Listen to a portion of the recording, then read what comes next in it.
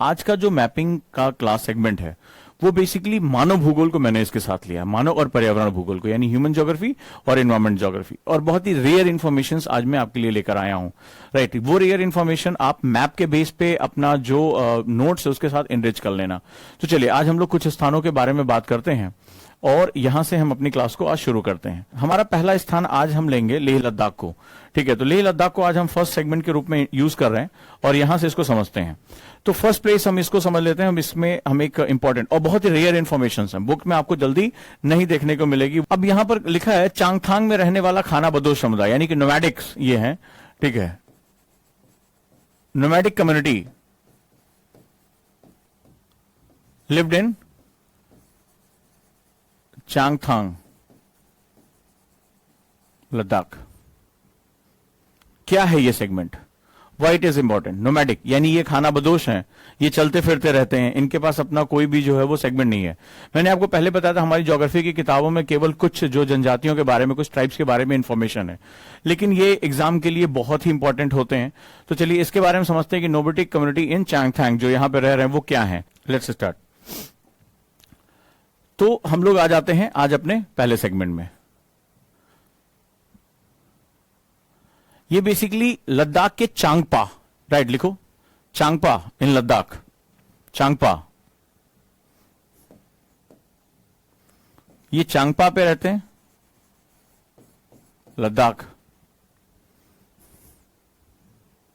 एक जनजातीय समुदाय है ये,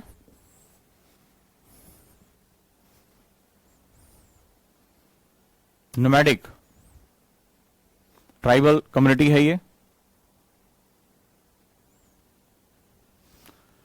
गवर्नमेंट ने यहां पर इनके एस्टैब्लिशमेंट के लिए बहुत काम किया, इसीलिए अब ये बहुत ही कम खाना बदोश रह गए हैं। राइट, अब इनका जो खाना बदोश है ये काफी कम रह गए हैं और अब इनको सरकार ने स्थायी रूप से बनाने, इनके पुनर्वास करने के लिए काफी काम करना शुरू कर दिया है। So there are very less nomadics, क्योंकि अब इनके जीवन में भी सरकार तमाम तरह की इनकी परियोजनाएं चला रही हैं, इनको जो हेल्प कर रही है, और इसीलिए इनके जीवन में अब एक अलग तरह का स्थायित्व हमें देखने को मिलता है। राइट, यानी अब ये एस्टैब्लिश हो रहे हैं। अगला, लद्दाख में आपने देखा कि तमाम तरह के डेवलपमेंटल प्रोजेक्ट चल रहे हैं। मैंने आपको पहले भी बताया था इसके बारे में कि जो हमारे बफर स्टेट होते हैं, ये हमारा बाउंड्री स्टेट है, बाउंड्री लगती है इसके साथ, और बाउंड्री यानी सीमा के साथ यहां पर विकास होना बहुत जरूरी है। सड़कों का होना, ये टूरिस्ट प्लेस ऑलरेडी रहा है, लेकिन इसकी बहुत ज्यादा इसकी जो है वो संभावनाएं हैं। इन संभावनाओं को अगर एक्सप्लोर करेंगे तो यहाँ के क्षेत्र आगे बढ़ेंगे। जैसे आप लोगों ने 3 इडियट्स में देखा होगा, तो उसमें जो फुनसुक वांगड़ू आमिर खान वहां पर जाकर एक स्कूल स्टैब्लिश करते हैं लद्दाख रीजन में, और वहां के बच्चों को इनोवेशन और ये सारी चीजों के बारे में पढ़ाते हैं। तो यहां पर भी अब स्कूल आने लगे और ये जो खाना बदोश लोग हैं ये अपने बच्चों को स्कूल भेजने लगे हैं, जो समाज के एक जगह पर इकट्ठा होने यानी एक संस्थागत तरीके से रहने का द्योतक होता है। इनकी खास बात क्या है, ये ट्राइब कैसा है, ये बेसिकली जो रेड फॉक्स यानी लाल लोमड़ी, कियोंग नीला भेड़ और मारमोट हिमालयन खरगोश, ठीक है, और ये सब जो है जैसे वन्य जीवों को पालते हैं, और जो बहुत ही दुर्लभ जलवायु है यहाँ की। जो लद्दाख है, लद्दाख सबसे ज्यादा सूर्य तप यानी सनलाइट को प्राप्त करता है। ये कोल्ड डेजर्ट है, यानी कि जो है वो एक ठंडा रेगिस्तान है जो लद्दाख का रीजन है। तो यहां पर ये जो लोग जो है वो रहने के आदी हो चुके हैं। तो रेड फॉक्स, कियांग, ब्लू जो शीप है, मारमोट, हिमालयन खरगोश, हिमालयन रैबिट, ये सब यहां पर ये पालते हैं और यहां पर जो है वो इन्हीं के साथ वो अपना जीवन बिताते हैं। राइट, यहां पर जो पश्मीना, आप जानते हैं कि कश्मीर में इसका बहुत ही कशीदाकारी बहुत ही फेमस है। तो यहां से वो जो है वो उसका जो वुल है वो यहां से लिया जाता पश्मीना। पश्मीना की शॉलों और इनके बारे में आपने सुना होगा, बहुत ही बेशकीमती है, पूरी दुनिया में इसकी बड़ी डिमांड है। तो जो पश्मीना ऊन है, हालांकि ये जो लद्दाख का ये रीजन है ये कशीदाकारी नहीं करता है, ये हैंडीक्राफ्ट नहीं करता है। हैंडीक्राफ्ट कश्मीर के रीजन में होता है, कश्मीर में उनपे बेहतरीन कशीदाकारी, बेहतरीन जो है काम वहां पर होता है। लेकिन जो ऊन होती है वो पश्मीना से हमें प्राप्त, जो पश्मीना है वो यहां से हमें प्राप्त करती है। तो पश्मीना जो ऊन है ये इनकी आजीविका का मुख्य साधन होता है। राइट, ये मेन लिवलीहुड इनका पश्मीना है, इसको बेचकर ही ये जो है वो अपना जीवन चलाते हैं। राइट, लद्दाख में एक बहुत खास तरह का बटर पाया जाता है। ठीक है, जनरली कहते हैं कि वो याक के दूध से बनाया जाता है, इसको याकीज जो बटर भी बोलते हैं। तो यहां पर जो बटर है ये बिल्कुल ही हमारे जैसे क्षेत्र से बिल्कुल अलग है, और मांस ये बेसिकली ये आपूर्ति करते हैं और ये भी इनकी आजीविका का साधन है। तो बहुत ही खास तरह का ये बटर होता है जिसका ये लोग जो है उपयोग करते हैं। और चांगतांग घाटी, जहां पर जो चांगतांग वैली है वहीं पर इनका मेन हैबिटेट है, चांगतांग घाटी में इनका मुख्य आवास है। गुड, लिख लिया इसको। चांगतांग घाटी में इनका मुख्य आवास है। सो ये बेसिक इंफॉर्मेशन रही हमारी। फर्स्ट एक बार फिर से इसको ओवरव्यू कर लेते हैं। राइट, कहां पर ये जनजातीय चांगथांग कहां पाई जाती है? चांगथांग वैली में ये लोग रहते हैं, मुख्य आवास है। चांगपा लद्दाख में जो है ये खानाबदोश यानी कि नोमैडिक हैं, चलते फिरते रहते हैं। ये एक जनजातीय समुदाय है, ट्राइबल है। क्योंकि यहां का जो है क्लाइमेटिक सिस्टम बहुत ही टफ है, ठीक है। ये कोल्ड डेजर्ट है। लद्दाख क्या है जिसको नहीं पता वो समझ ले कि शीत मरुस्थल है, पानी बहुत कम बरसता है। यहां पर सूर्य की किरणें तिरछी बिल्कुल बिल्कुल सीधी पड़ती है। यहां पर काफी इंपॉर्टेंट और बहुत ज्यादा एक्सपोज होता है लद्दाख। इसीलिए आपने देखा होगा आजकल सोलर पैनल्स वहां काफी लगाए जा रहे हैं। सोलर एनर्जी के लिए बड़ा इंपॉर्टेंट है वो। डेजर्ट, पानी बहुत कम बरसता है यहां पर, राइट। और इसके बाद जो है अब धीरे धीरे सरकार के प्रयासों से इनका जो नोमैडिक लाइफ है वो खत्म हो रही है और धीरे धीरे ये लोग एक जिसे कहते हैं कि एक सिस्टमैटिक वे में, एक स्टैब्लिश वे में लोग रह रहे हैं। बच्चों को स्कूल भेज रहे हैं, अपनी इकोनॉमी को डेवलप कर रहे हैं। इकोनॉमी की बात करें तो ये लोग जहां पर रहते हैं ये लोग red fox, kiang, blue sheep, marmot, Himalayan rabbit ये सब पालते हैं और यहाँ की प्रतिकूल जलवायु में इन्हीं के साथ वो जो सामंजस्य में रहते हैं। इनकी इकोनॉमी बेसिकली पश्मीना ऊन के ऊपर निर्भर है। पश्मीना जिसका आप याद रखिएगा, ये लोग केवल वुल का काम करते हैं। इस क्षेत्र में इसकी कशीदाकारी, इसका जो है हैंडीक्राफ्ट वर्क नहीं है। हैंडीक्राफ्ट कहां होता है? वो कश्मीर में होता है। सप्लायर ये होते हैं, इनकी मुख्य आजीविका का स्रोत है। साथ ही साथ जो लद्दाखियन बटर है, लद्दाखी बटर और मांस की भी ये लोग क्या करते हैं? आपूर्ति करते हैं। डन है, ये हमें बेसिक जानकारी मिल गई। ओके, अगला हम पार्ट देखते हैं which is also very important. अब हम सेकेंड पार्ट की तरफ बढ़ते हैं और सेकेंड पार्ट पे हम इसको समझने की कोशिश करते हैं। अब हमारा अगला और जो है वो सबसे इंपॉर्टेंट क्वेश्चन कौन कौन सा बना हुआ है।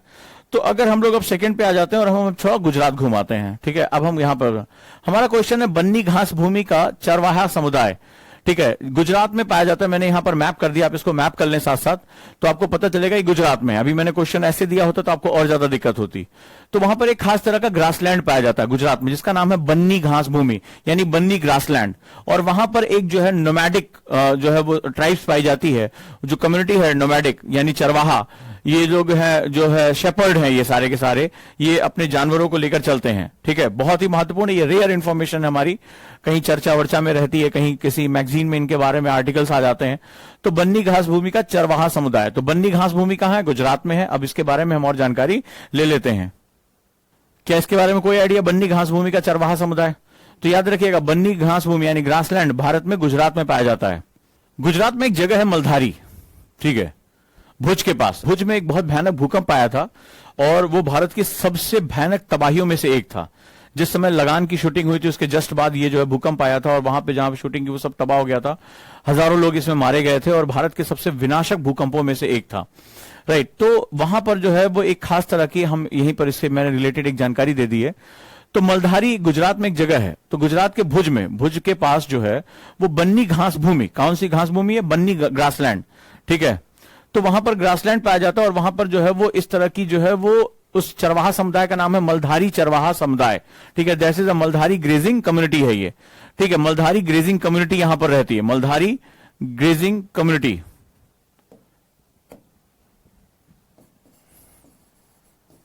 Maldhari grazing community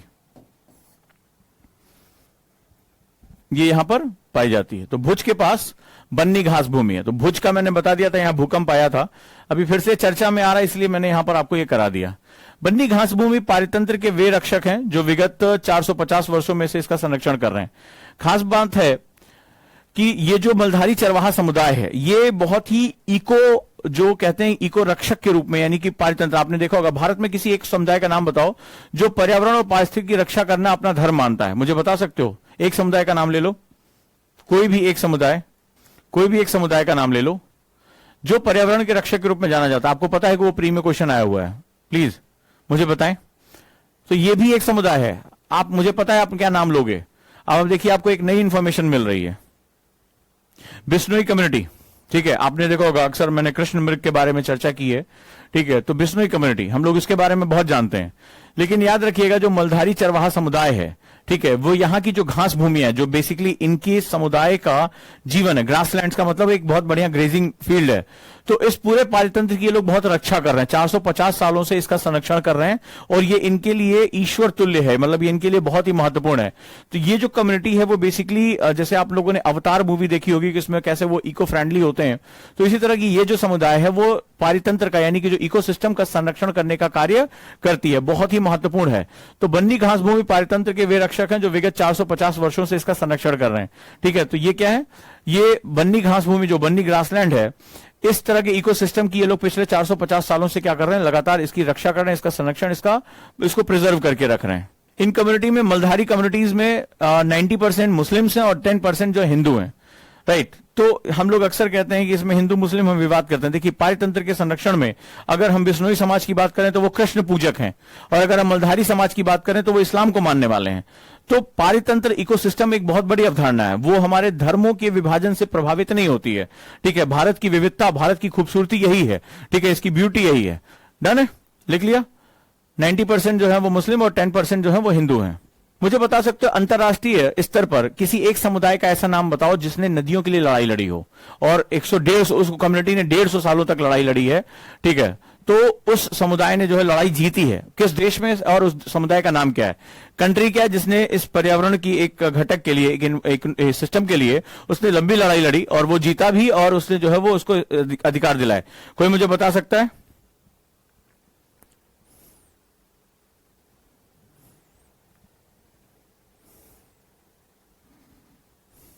anybody? पढ़ाया मैंने आप लोगों को। अजय ने थोड़ी बहुत जानकारी दी है। देखो, क्वेश्चन पे क्वेश्चन डेरिवेट होते हैं, क्वेश्चन से क्वेश्चन डेरिवेट होंगे। कोई और? देश का नाम तो सही बता रहे हो, लेकिन कम्युनिटी का नाम बताओ ना। न्यूजीलैंड, देश का नाम है न्यूजीलैंड। नदी है वांगनुई। समुदाय कौन सा है?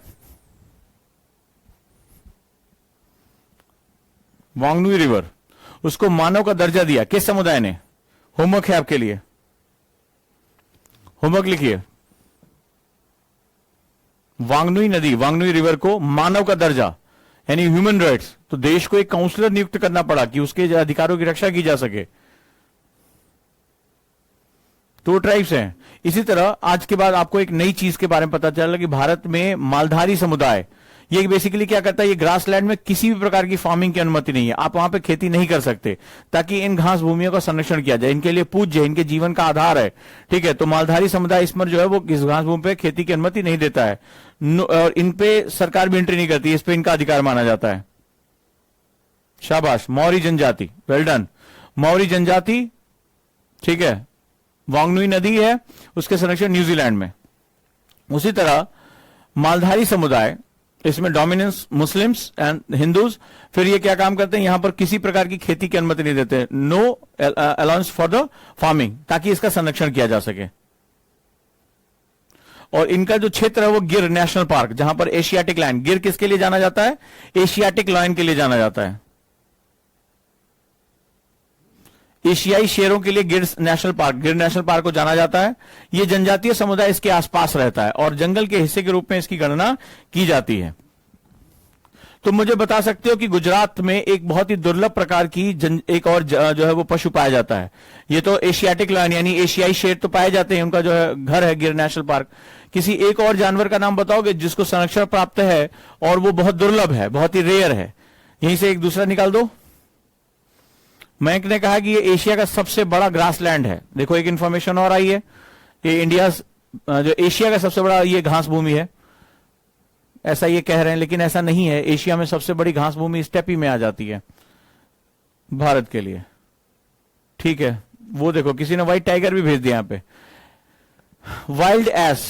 ठीक है, यानी कि जो है वो जंगली गधा, जंगली गधा जो है वहां की सबसे दुर्लभ जो है वो एक प्रजाति है। एग्जाम में प्री में आया हुआ है, केवल डंकी नहीं लिखोगे उसको, नहीं तो फिर यूपीएससी डंकी तुम्हें बना देगा। जाने चलिए।